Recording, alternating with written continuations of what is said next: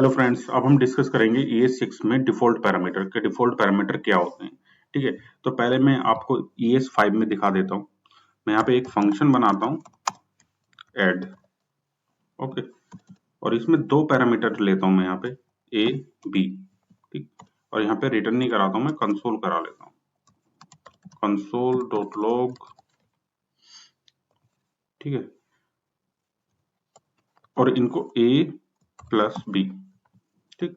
ये template literal मैंने use किया है ES6 का, लेकिन फंक्शन मैं अभी बना रहा हूँ किसके लिए, ES5 के लिए। तो यहाँ पे मैंने 2, 4 एंड 5 पास कर दिए, दो आर्गुमेंट। यहाँ पे इसको क्या बोलते हैं, यहाँ पे जो पास करते हैं फंक्शन कॉलिंग में, ये कहलाते हैं आर्गुमेंट। ये डिफरेंस भी पूछा जाता है, और जो फंक्शन डेफिनेशन में यहाँ पे पास किए जाते हैं ये कहलाते हैं पैरामीटर, ठीक है। अब इसलिए हम इसको डिफॉल्ट पैरामीटर भी, यहाँ पे कोई डिफॉल्ट पैरामीटर सेट करना चाहेंगे तो इसलिए इसे डिफॉल्ट पैरामीटर बोल रहे हैं। अब क्या करेंगे, इसको मैं रन करता हूँ तो देखिए 9 आ रहा है, ठीक है। अगर मैं यहाँ पे देखो, आप देखो, अगर मैं यहाँ पे सिर्फ एक ही आर्गुमेंट पास करता हूँ और यहाँ पे पैरामीटर दो हैं, तो क्या होगा, यहाँ पे मुझको एन नोट ए नंबर यहाँ पे मिल रहा है कंसोल में, नोट ए नंबर, ठीक है। फिर मैं क्या करता हूँ यहाँ पे, अब कंसोल करता हूँ, इसको कंसोल करके देखता हूँ तो ES5 में इसको कैसे हैंडल कर सकते हैं ये देखते हैं। अब रिफ्रेश किया मैंने तो ये बी जो आ रहा है मेरा, ये जो बी कंसोल किया मैंने, ये आ रहा है अनडिफाइंड। तो अनडिफाइंड को हम किस तरह से हैंडल कर सकते हैं, यहाँ पे टाइप ऑफ, पहले इसका टाइप चेक करेंगे, type of b not equal to undefined. अगर अनडिफाइंड है, नॉट इक्वल टू अनडिफाइंड है, के नीचे चला गया, अनडिफाइंड है, तो यहाँ पे क्या कर देंगे, हम बी सेट कर देंगे एल्स में 0, ठीक है, और फिर बी में असाइन कर देंगे वैल्यू। अगर बी जो है यहाँ पे अनडिफाइंड है, अनडिफाइंड नहीं है, अगर बी अनडिफाइंड नहीं है तो बी की वैल्यू बी में सेव हो जाएगी, और अगर अनडिफाइंड है तो 0 सेव हो जाएगी। इस केस में देखते हैं, तो यहाँ पे अगर अनडिफाइंड वैल्यू है तो ए की जो वैल्यू आ रही है ए प्लस बी, वो यहाँ पे 0 से बी प्लस होगा। यहाँ पे देखते हैं, आप देखिए, देखिए 4 आ गया, यहाँ पे आप देखिए 4 आ गया, एन की जगह 4 हो गया, ठीक है। तो इस तरह से हम हैंडल करते हैं इसको ES5 में, ठीक। अगर मान लीजिए मैंने यहाँ पे ए भी पास नहीं किया, ए भी पास नहीं करता, तो यहाँ पे फिर एन आ गया, और ए के लिए फिर से मुझे यही कंडीशन लगानी पड़ेगी इस तरह से ES5 में, ठीक है। इसी तरह 5-6 अगर पैरामीटर हैं मेरे किसी फंक्शन में, तो ये 5-6 बार मुझे हैंडलिंग करनी पड़ेगी। यहाँ पे ये देखिए 0, अब 0 मिल गया, दोनों अनडिफाइन आ रहे हैं।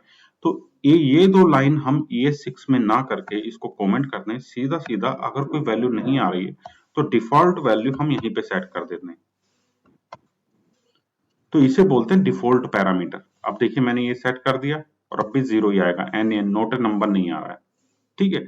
अब मैं अगर यहाँ पे 4 करता हूँ एंटर, तो देखिए 4 प्लस बी की वैल्यू 0, ये होने वाला है, 4 आ गया। अगर मैं यहाँ पे बी की वैल्यू भी देता हूँ 6, तो यहाँ पे 10 आने वाला है, ठीक है।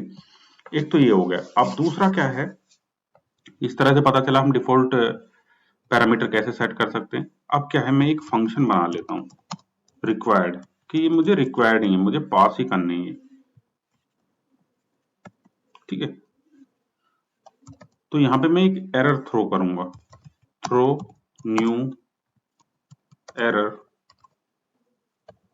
क्या, आर्ग्यूमेंट जो हम यहाँ से पास कर रहे हैं इस फंक्शन से, ये आर्ग्यूमेंट रिक्वायर्ड है, ये हम बताएंगे आर्ग्यूमेंट इज रिक्वायर्ड, ठीक है।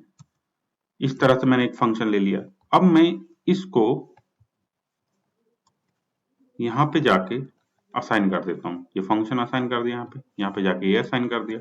अब मैं यहाँ से जैसे ही कोई भी पास नहीं करूंगा, मान लीजिए मैंने बी पास नहीं किया, मैं रिफ्रेश करता हूँ, तो यहाँ पे देखिए आर्गुमेंट इज रिक्वायर्ड, मुझे एरर मिल जाएगी कि लाइन नंबर 3 पे टेस्ट डॉट इतने पे ये एरर दे रहा है मुझको, ठीक है। और ये फंक्शन यूज किया तो ये रिक्वायर्ड है, अगर मैं कुछ भी नहीं करूंगा तो भी मुझे सेम एरर आएगी कि आर्गुमेंट इज रिक्वायर्ड। तो इस तरह से हम रिक्वायर्ड भी बना सकते हैं कि एरर दे दे हमें, ठीक है। फंक्शन में कुछ और हैंडलिंग करनी हो, यहाँ से हम कुछ रिटर्न करना चाहते हो वहां ना करें, और यहाँ से रिटर्न करना चाहते हो जैसे कि रिटर्न 0 बाय डिफॉल्ट यहाँ से रिटर्न करना चाहते हैं इस तरह से। अभी तो ए बी मैंने क्यों पास कर दिया यहाँ पे 2, ठीक है। तो देखिए 2 आ गया, इस तरह भी कर सकते हैं। फंक्शन भी हम यहाँ पे असाइन कर सकते हैं, ऐसा नहीं है कि प्रिमिटिव वैल्यू हम करेंगे, ठीक है। फिर एक चीज आती है यहाँ पे, इसको मैं हटा देता हूं, यहाँ पे गया, और इस तरह से ए बी सी। अब मैं एक पैरामीटर और ले लेता हूँ z। अगर मुझे कुछ कैलकुलेशन करनी है, मान लीजिए z की वैल्यू जो है वो डिपेंडेंट है ए बी पर, तो मैं इस तरह से मान लीजिए a प्लस बी, पहले a प्लस बी करके z में आएगा और उसके बाद z यहाँ पे एडिशन में यूज होगा। तो हम इस तरह की कैलकुलेशन भी, पहले जितने भी हमारे पैरामीटर इसके अंदर आ रहे हैं उनके बेस पे कोई कैलकुलेशन अगर थी तीसरे या कोई चौथे हमें पैरामीटर में करनी है तो हम इस तरह से कर सकते हैं, ठीक है। अभी यहाँ पे मैं पास करता हूँ बी की वैल्यू भी, यहाँ पे की 6, तो देखिए यहाँ पे क्या मिलेगा, यहाँ पे मुझे मिल गया है 16, यानी कि 2 6 8 और 8 एडिशन है यहाँ जेड में, और हम ये ना करके जेड की वैल्यू भी पास कर सकते हैं यहाँ से, जैसे 2 कर दिया मैंने। अब मैं रिफ्रेश करता हूँ तो देखिए 10 हो गया, ठीक। तो इस तरह भी हम कोई कैलकुलेशन, मैथमेटिकल कैलकुलेशन करके अब पैरामीटर में असाइन करनी वैल्यू वो भी कर देते हैं, ठीक। अब मैं एक चीज आपको और दिखाता हूं, जैसे कि यहाँ पे z है, z1, ठीक है।